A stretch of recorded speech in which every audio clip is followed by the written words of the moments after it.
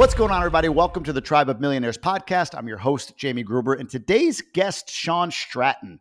This guy's going to teach you as a business owner how to save maybe on average like 28% of your expenses on a monthly basis. Very specific number, but he is a franchisee with Schooley Mitchell, which is the largest independent cost reduction consulting firm in North America. And we're going to get into tips, tactics, tricks, ways that you can reduce expenses as a business owner. And also we'll talk about his story and how you can work with him if you see the value in that. So Shawn, brother, welcome. Yeah, thanks for having me, Jamie. It's great to be here. Long time listener, and appreciate you having me. You're supposed to say long time listener, first time caller. I know, but I didn't call. I came in on the internet. First time so I internet. didn't actually pick up the phone. You know, it's like back in the day, they would say that when you picked up your rotary phone and called in on the radio show, right? I got to admit, I'm very concerned about the thumbnail on YouTube having both of us on it. It's going to be a very shiny thumbnail. Yeah, your lighting is better. I've got a bit more reflection on the head here. That's right. We have the sun lighting because we're down way south of you, where we way south. I have snow falling out the window. I don't have that. All right, so Shawn, let's talk a bit about cost reduction consulting. Cost reduction. When you talk to a business owner and they think of cost reduction, so maybe it's cutting salary or cutting back on jobs or whatever, changing your internet service provider. When you talk about cost reduction, give me some ideas, some thoughts, some things that maybe you work with businesses on that maybe they're not thinking about and ways they can reduce cost in their business. Yeah, for sure. So at Schooley Mitchell, we focus on vendor costs. So every business has a ton of costs, from utilities to shipping to your maintenance, everything. So we started 25 years ago with a focus on just telecom. It used to be a CPA firm. And one time they said, hey, let's go take a look at our phone bill and see if we can reduce that. And they looked at their own phone bill and could reduce it massively. And they were shocked. And eventually their clients started hearing about that. And they're like, can you do that for us? Can you do that for us? And so the whole CPA firm flipped over to a cost reduction firm because they were doing so much more business doing cost reduction. And so it was telecom for years, maybe 10, 15 years to start. And then eventually they started adding more categories. And so now we're up to 16. With the big four example, big four that we have that a lot of people come in on us with are small package shipping. So like an e-commerce company, we negotiate the small package shipping. Waste is a big one for us. So any kind of hazardous waste, trash, all that, dumpsters. Basically, we do dumpster diving. When we look for clients, we'll sometimes walk industrial parks and look for businesses that have dumpsters. I never thought I'd be getting into the dumpster business, but I am now. People are sending me pictures of dumpsters because we need to know their measurements and their locations and all that stuff. So dumpsters is a big one. People don't think about reducing the cost of that. It's like, I don't care as long as it's gone and it's not spilling over. I forget about it. So dumpsters is a big one. Obviously, telecom is still a really big one for us. And then the other big one of the four is the merchant services. So credit card fees.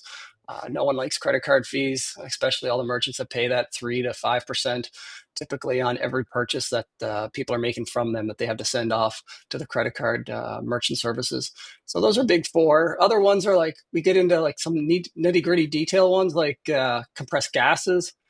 So propane, oxygen, things like that. Like a senior's home would have oxygen. A lot of manufacturing would have propane, things like that. We do uniforms and linens. That's another pretty big one for us. So restaurants, we'll do that. Senior care homes, again, we'll do uniforms.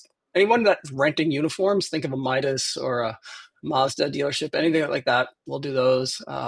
Break room supplies, office supplies, the list goes on. So I'm thinking about like if I'm the owner of a construction company or contractor, dumpsters are sort of like they're not a monthly recurring thing. Like I have a dumpster out in the back of my restaurant per se, but more I've got this dumpster I need to rent or bring in, or this company I contract with to bring in my dumpsters job site by job site. Maybe they're around 3-4 months. They come get emptied a few different times. Like, is that in play? Is that something where a contractor, a roofing company, whatever owner could say, yeah, actually, I would love to reduce my dumpster charges, although it's not monthly cyclical, like sort of recurring. It's more 3-4 months at a time, and then I give it back. Is that in play for you? It could be, for sure. It could be, especially if you have a contract or you have the Sure. same regular provider. It's interesting. I thought our roofing companies would be, target market for the dumpsters. And I've contacted a bunch, and I've talked to a bunch of roofing companies, but a lot of them actually handle their own waste. So they'll have their own trailer and they'll just haul that out. Mm, They probably add the dumping costs onto their roofing fees, and so they manage their own. But typical would be any kind of a resort, any kind sure. of hotel, any kind of commercial building. You're in commercial real estate. Yeah. We have Multifamily dumpsters. homes, multifamily buildings. They all have dumpsters. It's Um, funny. Like I remember when we had a 16 unit property. We had on the dumpster.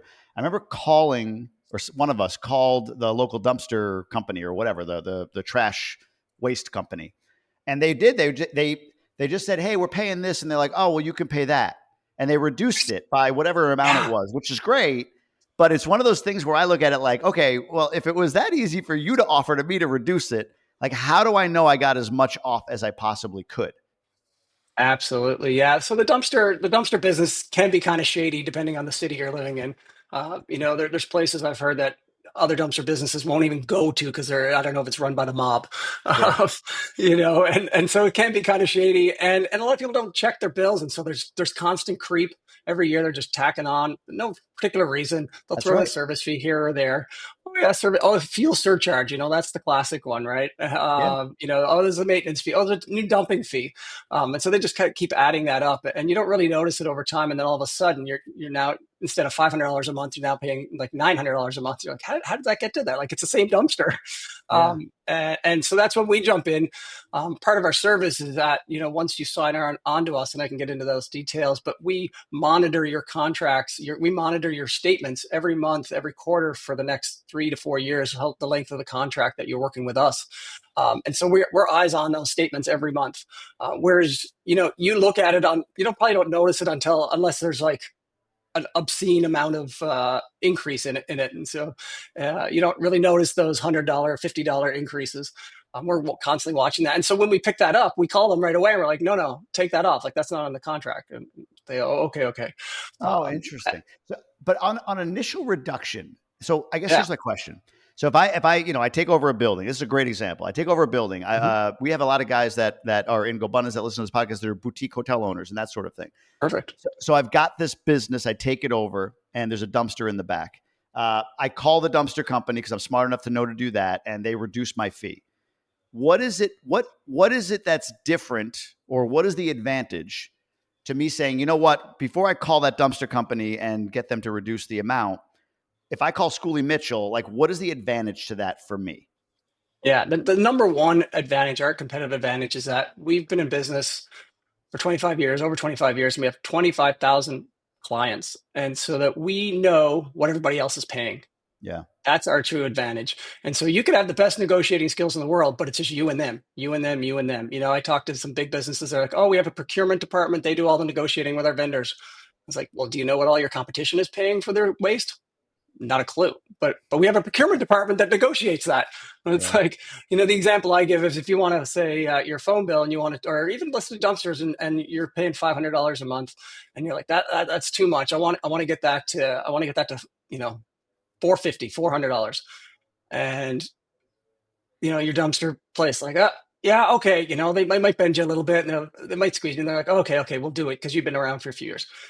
Well, we know that everybody else your size with that many dumpsters, that kind of revenue, is paying 250, Hmm. and you just left that money on the table. And Yeah. so, people don't know what everybody else is paying.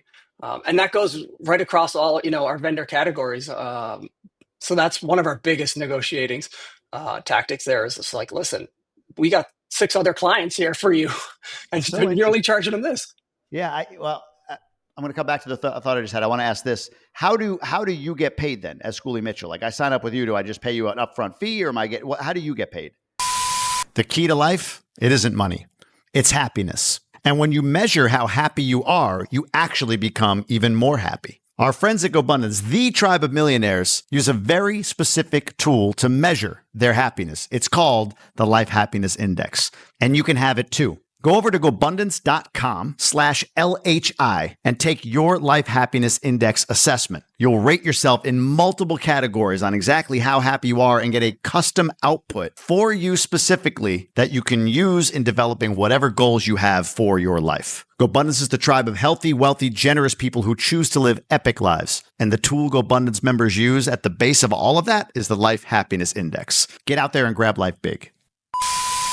Yeah, so our payment is 50% of the savings. So we don't get paid until you get savings. I can take you quickly through kind of the process on how we get to that. I want to hear that. Yeah, and so I would have a meeting with you, explain our services, things like that. You say, yeah, that sounds great. I'm really interested in signing up. And so I would send you the letter of authorization. And what we basically become your face of your business to that vendor. We're like a lawyer, an accountant. Now we represent you. And so we call up Waste Management. We're Scully Mitchell. We're representing Jamie Gruber's lawn care. And we want to talk about his contract and negotiate. And so we would call up, talk to them. We'd get your contract. And we'd spend 6 to 8 weeks or so, depending on how busy we are. And we analyze.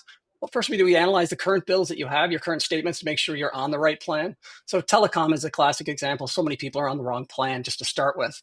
Sure. Then we analyze the bills to make sure there's no errors. And there's often plenty of errors that we pick up, and we get money back for those errors.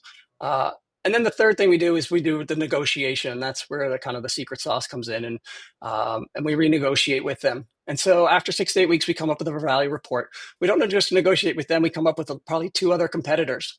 So we present a report to you, and this is all no cost. So it's a no cost audit that we do at the beginning. Takes 6 to 8 weeks, and then we present that report to you, and we'll say, this is our baseline. This is where you started. This is how much you've been paying on average a month for the year. And this is what we've got you to. So we negotiated with your current provider, and we negotiated with 2 competitors. Here are the prices for each of them. This is our recommendation for the reasons why. Because it's not always just clear price. Sometimes it's like, hey, you got a penalty fee to pay, so it's probably better off staying with them. Or we've had cases where in shipping, where the competitor paid the penalty fee for them to switch over to to it's no not kidding. just clear cut and dry. Yeah. And that was FedEx and UPS. Yeah. So, a lot of people say, oh, I'm in a contract, I can't talk to you. I'm like, no, we can renegotiate within the contract. And a lot of people will think, okay, you're going to do cost reduction. You're going to move my vendor. And I've kind of got a relationship with him. Like, I don't want to piss him off. No, 80% of the time of our negotiations, we stay with the same incumbent vendor because they don't want to lose you. Like, they've had you for ages. They don't want to lose you. And so they're willing to bend with us a lot more than, another business has never had you before. It doesn't have any history. That's so and so we present that.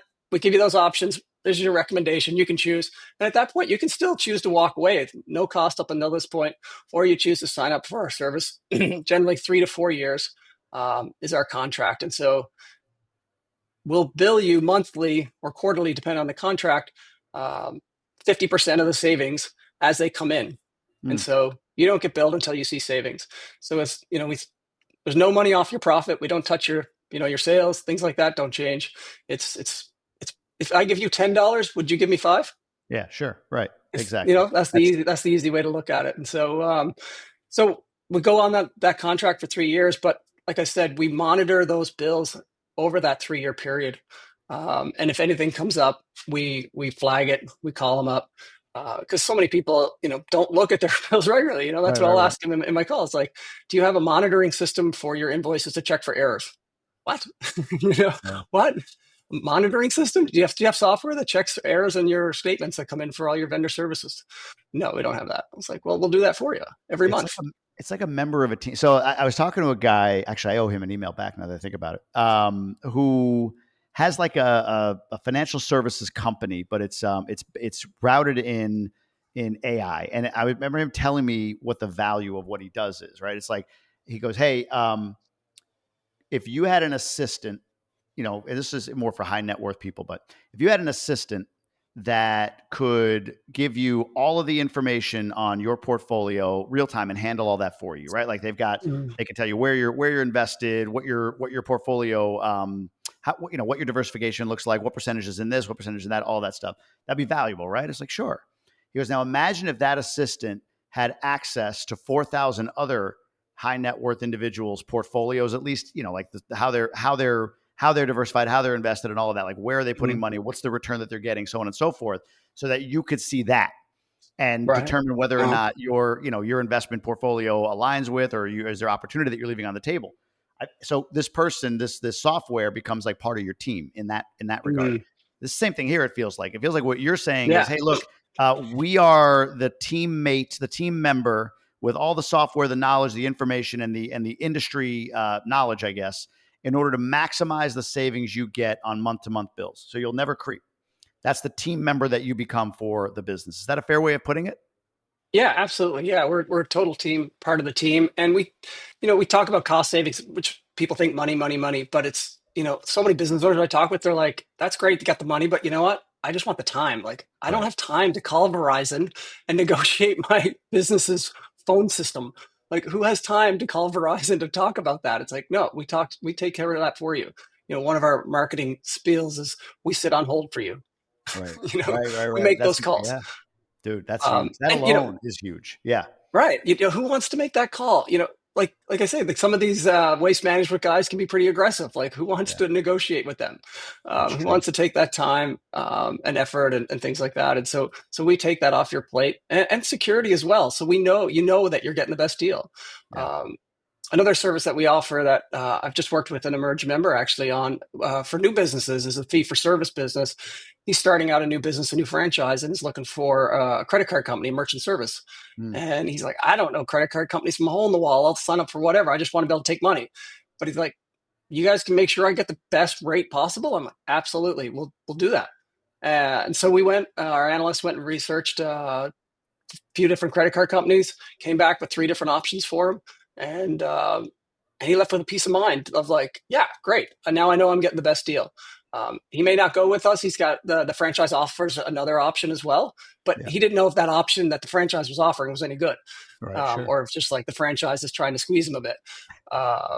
So that's another service we do. We do that a few other options as well for things like that. It's funny, credit cards. I know you live in Canada. I know you service anywhere in North America though, so you can service an account in Arizona. It doesn't really matter absolutely in that respect. But did you see the hearing recently? I think it was recently with Visa and MasterCard and their CEOs in the U.S. Did you see they were being like grilled by a what do they call it? A subcommittee on whatever it is, monopoly. I think I saw some headlines on it, but I didn't see the details.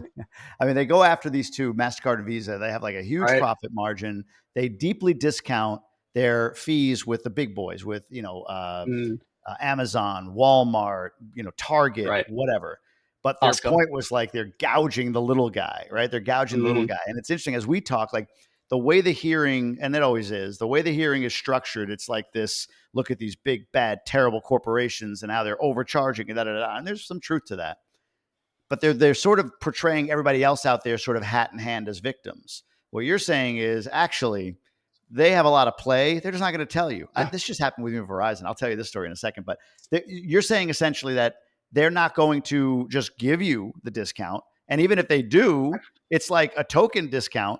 So you're able to come in and say, well, actually, this is what you should be paying based on volume, size, scale, scope, whatever it might be.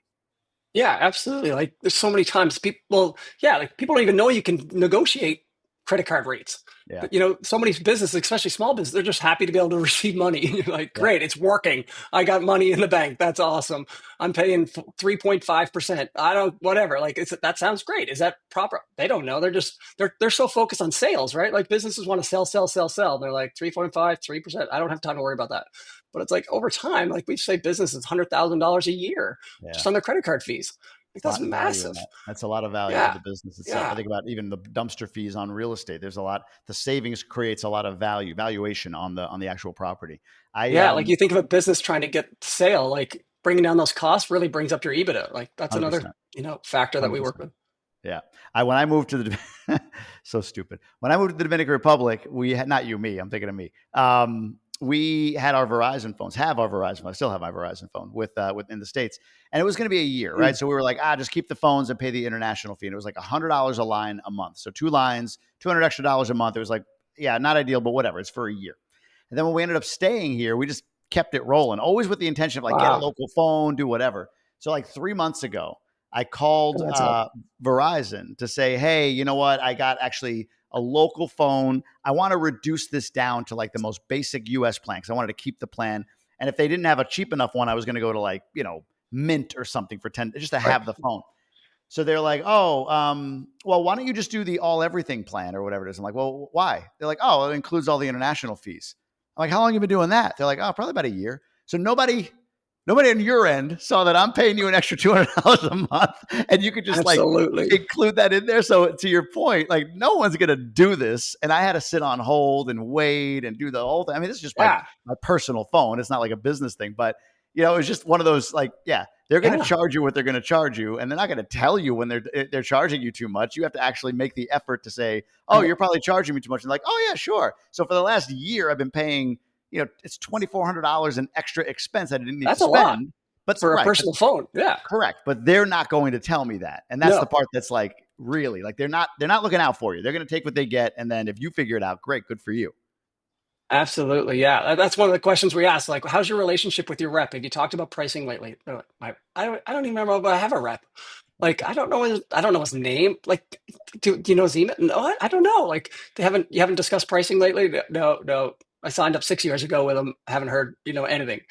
And that's just like, that's a microcosm, like times that by, 100 or 1,000, which is, a decent sized business and they're paying a lot. Like we're amazed how many businesses are paying for phone lines when people have left their company 5 years ago.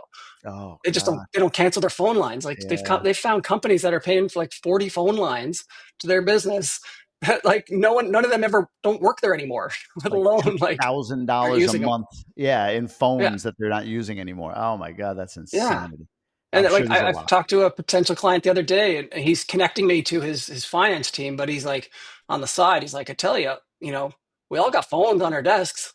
We're paying for them. I guess it's like no one uses them. We're all using our cell phones. Like, right. I don't know if I've ever used my desk phone, but like, they don't think about that. That's the easy things to come in and solutions like that, like dumpsters. Sometimes we'll come in and people are like, I'm not sure about the fees. And so we'll come in and do a bit of research. I'll actually walk around the buildings and I'll say, have you checked the dumpster, how full it is when they pick up? No, they just pick it up every Wednesday or they pick it up twice a week on, Tuesdays and Thursdays. I was like, we'll go out on Tuesday, before they come and just have a peek in. And they did that for like 2 weeks in a row and they found it was like quarter full. So for the last 6 years, they've been having dumpsters picked up twice a week, a quarter full dumpster. I'm like, well, maybe we could switch that to once every 2 weeks. Once every other, right? Yeah, right. Like half a dumpster every week. That's a dumpster full every 2 weeks. So right, wow. The dumpster company's not going to say, listen, we noticed your dumpster's not full. We probably don't need to come that often. They're not going to call you and say that. Man, the devil's in the details. I'll tell you. I remember I went down this rabbit hole of like waste. I was investing abroad. I wanted to get a sense of like, well, how much of the money coming in is like not corrupt, but like going into pockets that shouldn't go, whatever. So I did this comparison. I was like ChatGPT going down this whole rabbit hole. And I think I learned that most governments, whether it's the United States, the Dominican Republic, Canada, whatever, waste about, on average, 20% of their spend every year, right? There's just 20% is just waste. It's probably higher than that, but that's the estimate. 20% is waste, true waste.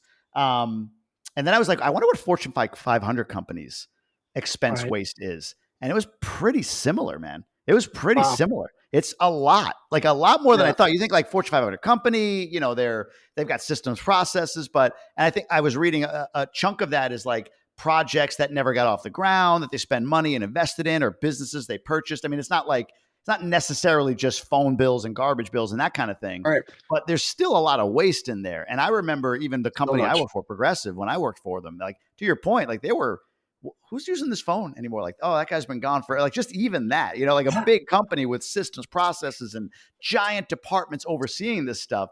Still, you can see the waste. Absolutely. So there's a drawer full of cell phones that are got plans. Yeah. So yours was a classic example about just calling up and like, oh, we could change that for you. And that's what they do. And it's like, leveraging the competition. If you've ever tried to switch cell phone plans, you call the other cell phone, then you got to call back and you're like, listen, I need to switch my number. And they're like, well, why are you switching your number? Yeah. And it's amazing the service you get when you're like, you show that you've actually engaged with AT&T. Now Verizon is like, they are on top of it. And like a lot of most of these big players know Scully Mitchell. Sure. Dennis Scully, the founder and the owner of Scully Mitchell, he often says when Scully Mitchell calls, they sharpen their pencil. Yeah. Yeah. Because they know, like, okay, we're in for a squeeze here. Two things. They know we're in for a tough negotiation, but also they know that they want to keep us because Scully Mitchell's going to call next week again with another client. And so they want to keep us, but they also, they want to try to get as much as they can as well. So I think we've got a good reputation within the community of national vendors for a lot of these causes. Everything I researched, highly reputable, well established. Like you said, people know who they are when they call, who you are when you call. So I want to ask a little bit about how you got into this, the franchise and everything else. But before I do, because somebody might be like, all right, well, how do I go about this? Like, how does somebody reach out to you? How does somebody get in contact with you if they were interested in talking to you about potentially doing something with Scully Mitchell? Yeah, it's just my website is Scully Mitchell /Shawn Stratton. You can find me on the ScullyMitchell.com website under the agents services. So ScullyMitchell.com /Shawn Stratton. Yes. And we'll do this because you've got this little Canadian accent thing you're throwing on Scully. You're calling it Scully. That's just, I can hear it. Scully, SCHOOLEYMITCHELL.com /SHAWN. Sorry, S no, Stratton. S Stratton /SSTratton. SSTRATTON. Yes. Beautiful. And we'll come back to that at the end as well. But your dive into the franchise world, what gives? How did you come into this space? How did you get there? Well, Jamie, I have to thank you a little bit to that. A lot. I say thank you a lot. A lot. Okay. Set me up there. No, I was in the franchise or not in the franchise buying, but I was looking for a business about a year ago, and I kind of talked it over my wife and decided, I think this would be a good time to purchase a business in our life and what we have going on. And did a bunch of research and read a bunch of books and talked a bunch with my pod and Emerge, and had lots of good conversations, and decided to invest and go to the Austin Entrepreneurial Summit put off by GoBundance last year, and thought that might be a good place to learn a bit more about buying business, talk to lots of other business owners and things like that. And and then I got inspired by Brian Beers, who's kind of a master franchiser and GoBundance member, owns over 30 Midas dealerships, and on and on and on.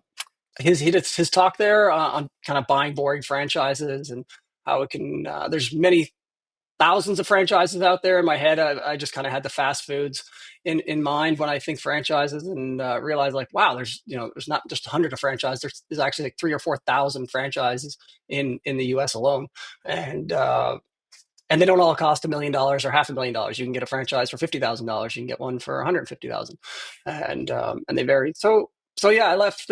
Even that weekend, I started research. I remember I sent you a WhatsApp that night. I'm like, I got 5 franchises all lined up, ready to go. I was fired up. You get like that after you hear talks, right? Sure. That's what they're for, right? You want to be inspired and excited, right? I go home with my wife and I got 6 different ideas, and there's an idea of the week coming for the next 3 weeks, and I'm like, okay, I got to slow this down and get serious about this so I don't turn her off totally. And so I went down the rabbit hole. I ended up connecting with a couple of franchise consultants, which I didn't even know existed before. Franchise consultants are kind of like real estate agents for people that are looking to buy a franchise. They do a profile on you, they get to know you, and then they present you 3 or 4 businesses they think might fit. And if they don't fit, they present you 3 or 4 more. And so I took a deep dive on a few different franchises and started talking to them. I started realizing pretty quick with franchises, like the devil's not in the details, the devil's in the talking to the franchisees owners, the current owners of different franchises. And they don't just give you numbers right off the bat. Like, you have to go through 3 or 4 different calls before they start saying, okay, yeah, here's 6 people, you can give them a call. And you kind of expect they're probably giving you the star franchisees. They're not giving you the struggling ones, but they'll often say, like, yeah, these ones are top earners, these ones are middle, and these ones are lower. You feel free to call them all. And so once I got into the research and started talking to the franchisees, it was that was pretty quick. That I was like, okay, this is not for me. This is not for me.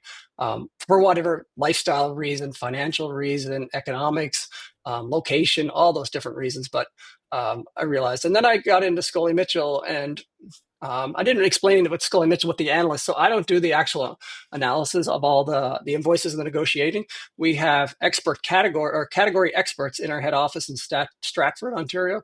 So there's 150 staff there, and they're the ones who do the analysts. And so I talked to the franchise consultant, he explained cost reduction. And at first I thought I was going to be doing all the analysis, which I could do, and I do my own stuff, but I was like, that's not really what I'm looking to get into as a business owner of spreadsheets all day long. And he's like, no, you don't do any of that. You don't do any of the analysis. You're customer facing. It's generally, B2B sales and your customer support and facing and customer acquisition. I was like, oh, okay, well, talk to me more. And so I learned a bit more about it and realized that, yeah, this does sound like me. And it's got to fit the lifestyle, and that it didn't require staff. It didn't require a physical location. I didn't need a storefront. I didn't need to rent an office. It was, it's all home-based, home office-based. Once I started talking to the franchisees, then I kept, when you go into these, you're skeptical. You're like, I'm skeptical until proven wrong. And or until proven right even, and so I'm just asking all these questions about like, well, why are other people, why do some of these businesses fail, and what's wrong? And the thing I look for, just like in surveys, I'm looking for consistencies. When I'm talking to other franchisees, like if they're all over the board, I'm like, oh, this, but if they're consistent answers with different people, I'm like, okay, this is a little bit more legit. So as I kept going on, they gave me a list of 20 names, and I emailed them all. I was like, oh, let's email them all. Maybe a couple will get back to me. Well, I ended up talking to 17 franchisees in my due diligence for Scully Mitchell. Wow. Because I just kept waiting I was like, there's got to be something here that's not right. And there was a lot of consistent comments. And, it's not for everybody for sure. And not every franchise is successful, but clearly the ones that I talked to were comfortable with it and happy with it. And, we're really honest. They're like, yeah, it's, first year of any franchise is survival. It takes 12 to 18 months to get going. But that's every business. Like, you start a new business, you don't expect to be making money in your first year. Some do, but yeah. So it's really it was really comforting to talk to 17 of these franchisees and know that like some of the high rollers are doing really, really, really well. Sure. And I didn't see that difference between like me and them. It was not like, whoa, those guys are like have more skills or education or training than me. It's like, yeah, I see myself in them. Like, just my personal background and skills and things like that. And it was like, I think I could do that. And then, it all fit up kind of the training. Like one franchise I talked to, it was like 4 months of training. And I was looking to start this thing like in the next couple of months. I'm like, 4 months of training? I don't want 4 months of training. Not that I don't want it, but I'm like, I don't have time in my life for that, financially or time. So yeah, it all lined up. I like that it was Canadian, being Canadian. Most of our franchisees are in the US, and we don't frankly promote ourselves as a franchise in the business, the front facing business. We're more of a consulting company, like a law office or an accounting office, things like that. If you go on my LinkedIn, you won't notice really anything about a franchise, and that's not, we're not trying to hide that, but sometimes people think regional when they think franchise. Yeah. And I'm Scully Mitchell, Ottawa, but I can work with any business, US, Canada. So there's a dealership here that I'm talking with that's a Mazda dealership, and they own a dealership in Ottawa, but they actually own a dealership in Tampa, Florida. And I was like, yeah, I can manage your dumpsters in Tampa, Florida, and I can manage your dumpsters in Ottawa. That's so interesting. For you, when you said about the lifestyle, how to fit, all of that, what are the tights? What were your qualifications for vetting a franchise to work with, or a company to work with? Like you said, it is not really a traditional franchise model. It's more, I can picture it like a giant consulting firm that you just own the storefront of your corner of that world, which makes sense. Exactly. What is it? What were the criteria you had that led you to this? Like, what were your tights? Yeah. Some of them were, again, it was the consistency in terms of talking to folks. I didn't necessarily need to work from home, but I wanted the flexibility. One of the ones I looked at was electronics recycling. It's called Paymore. I'm still really excited about it, but it was a storefront. I'd hire students. If you own a storefront and you're a new franchisee, like, where are you going to spend your time? Like, you got to be there, especially in the first 6 months. Like, you're going to be there hours and hours and hours. just like a fast food place, you'd probably be there hours, and I wasn't in the position to hire an operator. I wasn't ready in the position to hire a GM. I wanted to be hands-on into it. Um, and then you're buying like, probably a couple of year lease of a storefront in a strip mall. So, those commitment levels are a little higher than I wanted. I got 3 kids right now. It's still really busy. They're between 13 and 7. We've got like 20 activities a week. So I need to be able to like jump and go. My wife's in medicine, so she's not as flexible as I am to get out. So I need that flexibility. Another one I looked at was like a home cleaning service. And I was like, that's just growing. Like everybody's getting cleaners now. Like that's got to be good. I wanted the reoccurring. I like the reoccurring model. Like Scully Mitchell. That was kind of one of the things I was looking for, reoccurring model. And then I was like, I don't know. Like, do I want my first franchise business hinging on minimum wage employees? It's like, I kind of want to. Yeah. Yeah. And then like with Scully Mitchell, it's kind of like you're betting on yourself. Yeah. They say with franchises. With franchises, there's, with a small business, there could be 100 things that go wrong. If it doesn't go well, if it doesn't work out, there could be 100 things that for the reasons. If a franchise doesn't work out, it's usually one thing. And you're looking at them in the mirror. Yeah, no, 100%. I'm sorry. There's like a giant music thing is happening somewhere outside right now. Like this is life in the Caribbean, but it just all of a sudden popped on like a whole dembow thing going on out there. But what I love about what you said is, it's funny. You don't think of franchise and the criteria that you listed as being synergistic in many ways, right? So what I hear is, hey, look, I need flexibility, I need low overhead, and I need what's the word? Low complexity, right? I don't want leasing and storefront and employees and trucks and truck racks and vehicles and the legal forms and the accountants and all that to make sure we're paying on payroll. Like, I don't want any of that. Yep. Like, good luck owning a franchise, right? Like, you got to get Midas. You got to get, like you said, the parts store, battery store, fix-a-phone, whatever it might be. But for you staying in it, and it's interesting that you found, how did you find just real quick, how did you find the franchise, what did you call them? Franchise consultant? Franchise consultant.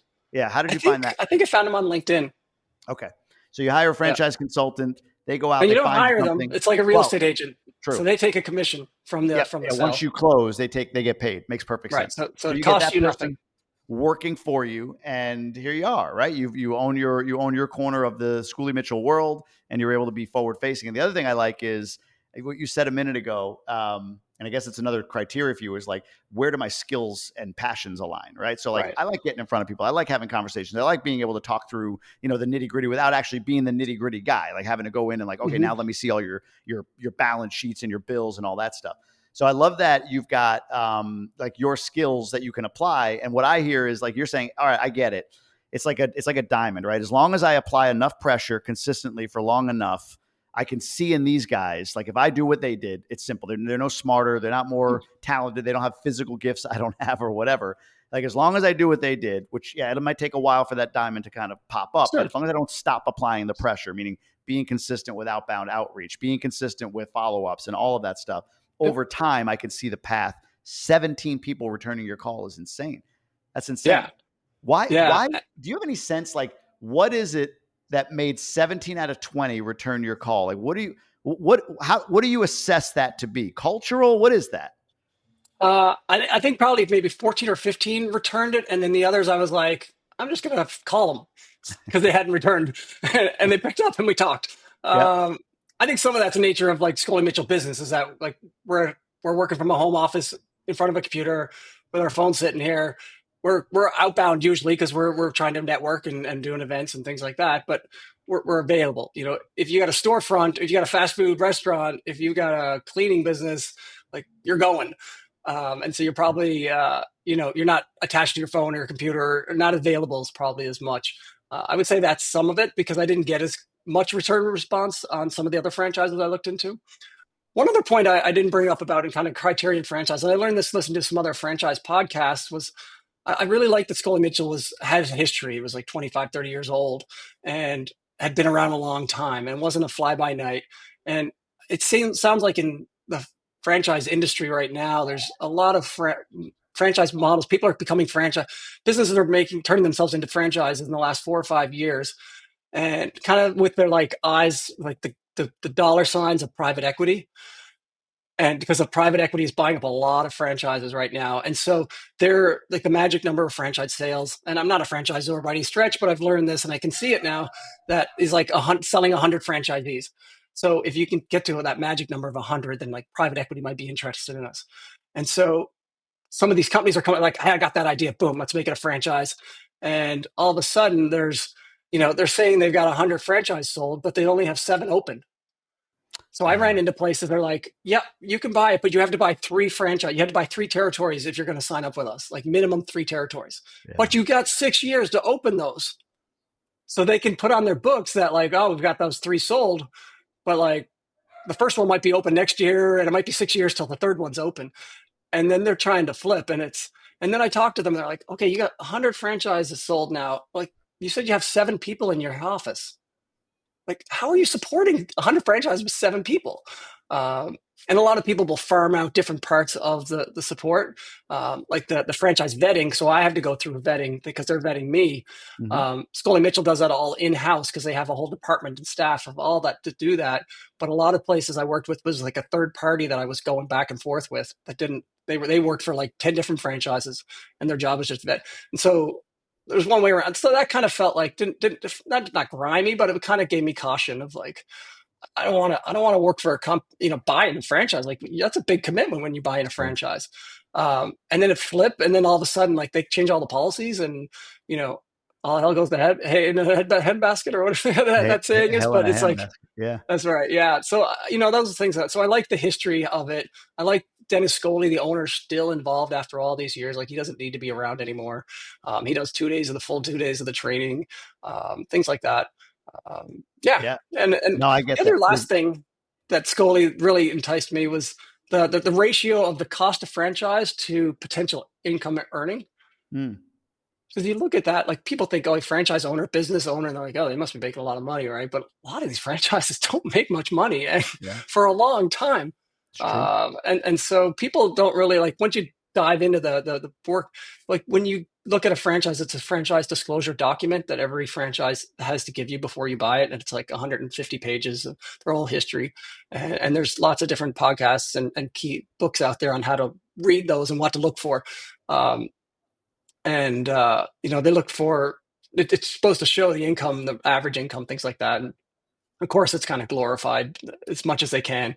But that's one thing I really noticed was like, wow, it takes a long time to make $100,000 a year for this business that you're spending, $250,000 on. For other companies, it wasn't the cost of that. Absolutely. For this, but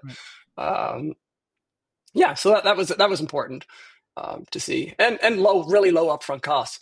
So that's the other thing that a lot of franchisees, people will look at a franchise, they're like, oh, the cost, what's the cost? What's the cost? What's the cost? Cost $100,000. Like, great, I think I can do that. Oh, what's the cost to open your door? Oh, 250. So on top of that 100, you need 150, and that's just to get you to like month 3. Yeah. And with hoping that you're going to get some income. And so for Scully Mitchell, there's really no upfront cost. Like I think we paid $68,000. It's a Canadian cost to a Scully Mitchell franchise. And then it's basically like setting up your own office. And, a few association memberships, you got to pay for AES to go to a few conferences, things like that. But it's in terms of like, you don't need to buy equipment. You don't need to buy a car. You don't need to lease a car. You don't need to wrap a car, things like that. So it was quick start. That's what I liked about it as well. Yeah, absolutely. And 68,000 Canadian, what's that, like $24, $25 US? Well, I think it's 68,000 Canadian US, 68 US, 68 Canadian, wherever you're based. But yeah, these days that'd be like $15. You're not doing so. Just messing around. I have a buddy in Saskatchewan. I always do that to him. Like everything's a conversion. Right now, I love that, man. It's funny. There's a guy locally here to me that sold his business in the States for tens of millions. And he bought exactly what you said. He bought territories for a gym franchise. Now the timing with COVID and all that was definitely in there, but it was like that. Like he owns these territories, but there's not a lot of gyms open. Like the whole country was sold out, but there's like 13 gyms open nationally. Right. And like you had the right. So to get out of that, and there was lawsuits and there was all this stuff that happened because to your point, the idea was, sell it out, show that to the firm that's going to buy us. And then, we can just get out of this and exit and take a nice chunk of change. And everybody's left holding the bag on this territory that means nothing. So absolutely. That's a really good point. Yeah. Really good And point. so I knew they weren't going to close up shop. Like a franchisor could potentially go bankrupt and close up shop, and then you're hooped, right? Like, Yeah. It's almost like any investment, right? Like I love yeah. developers and companies to invest with that have been around a long time. They've seen it. Hmm. They've gone through cycles. They've gone through '08. They've Yeah. gone through COVID, and they're still here and they're still doing well and all of that. So I'm a big fan of history as Yeah. well. I like that a lot versus like For new sure. franchise just opening up. So And this is having that good. back end support is huge. Like I've started many businesses over the years, and I'm just like going to Fiverr to find someone to help me to do anything, like everything. But I was like, oh, I got to work on my LinkedIn here, and they're like, oh no, our content writer, our professional content writer, will help you with your LinkedIn profile. I'm like, oh really? Amazing. Oh yeah. Well, I was like, I got to work on my website. They're like, oh, send us your profile pictures and that. I'm like, I just sent pictures and the website showed up. Yeah. It's like, I'm paying for this, but it's nice to have that support and know that there's professionals, but they know what they're doing. It's not just like they're just giving me some graphic designer. It's like, no, this is what they do all day long, is help franchisees from Scully Mitchell, optimize their business. Amazing. And that website, ScullyMitchell.com/S-Stratton. Stratton. Two Yep. T's, Stratton. And on there, people can book an appointment, get on a call with you, and talk through the possibility of what their business is and what they can save potentially. Am I framing that right? Yep. Beautiful. For sure. Shawn, I appreciate this, man. I'm going to see you at AES this year. I am booked, locked and loaded. I am too. I'm speaking at it, actually. AES. Oh, you are? AES2025.com for anybody that's out there thinking about going. It's still available. What is it, May 5th, 6th? I should probably know that before I think it is. Yep. In like Austin. That's like a Monday, Tuesday, I think. Yeah. Got my VIP tickets. You did VIP? Oh, yeah. Look at you. You're an important guy. What does that get you? Like an extra session or something with Matt King? We get to go to Matt King's safari. Oh, his ranch. A networking event, I think, on the night before the first night at the ranch. Smart man. I don't know if I'll be at that. I'll see if as a speaker I get an invite, or am I just cast into the... Might give you a discount. You can come as my +1. There you go. They won't even know the difference. I just got to get glasses, and then they'll know. Right. I'll just throw my badge over the fence to you, and then you just come in. I just saw this guy come in. Yeah. I love it. Shawn, I appreciate you, man. Thanks for doing this. Thanks for talking. This is very interesting. And I'll see you in Austin. I'll see you before that. Awesome. I'll definitely see you in Austin. For sure. So, all right. Thanks so much for having me. Of course.